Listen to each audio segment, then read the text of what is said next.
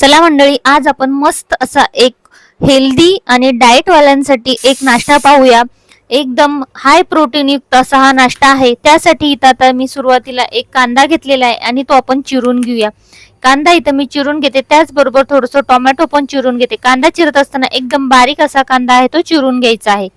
टोमॅटोच्या बिया काढून इथं मी टोमॅटो चिरून घेतलेला आहे। त्यानंतर एक बाउल घेतला, त्यामध्ये 4 चम्मच बेसन पीठ घालून घेतलं आणि त्यानंतर त्यावरती आपण चवीनुसार मीठ ऍड करायचं। अर्धा चमचा हळद घातली, 1 चमचा लाल तिखट घालून घेतलेले आहे। त्यावरती चिरलेला अर्धा कांदा घालून घेतलेला आहे।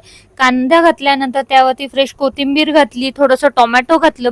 इथं कांदा घालत असताना शक्यतो थोडासा हाताने कुस्करून घालायचा, म्हणजे लवकर त्याच्यामध्ये मिक्स होतो।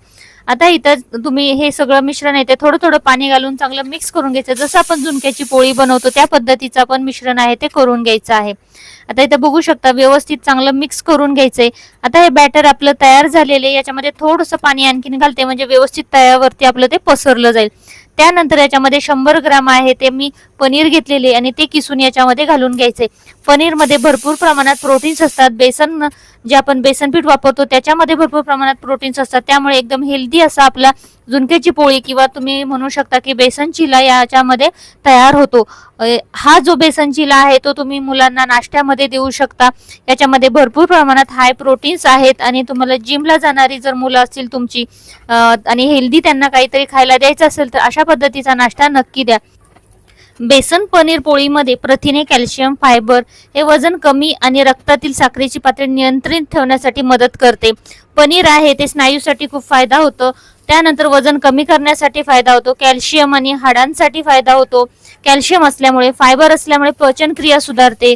तर गव्हामध्ये काय होतं, ग्लुटन असल्यामुळे त्याऐवजी तुम्ही बेसनचा असा वापर करू शकता। ही जी पोळी आहे ती तुम्ही नाश्ता किंवा दुपारच्या जेवणासाठी अतिशय उत्तम अशी आहे, तर ही तुम्ही मुलांना टिफिन मध्येही देऊ शकता। रेसिपी कशी वाटली ते नक्की सांगा, नक्की बनवून बघा आणि तुमच्या मुलांना जर जिम साठी जाणारी मुलं असतील तर त्यांच्यासाठी हा नाश्ता आहे तो अतिशय उत्तम असा नाश्ता आहे। तर नक्की अशा पद्धतीची बेसन पनीर पोळी करून तुम्ही देऊ शकता। रेसिपी कशी वाटली ते नक्की सांगा। आवडली असल्यास चॅनलला सबस्क्राईब करायला विसरू नका, बेल आयकॉन प्रेस करा।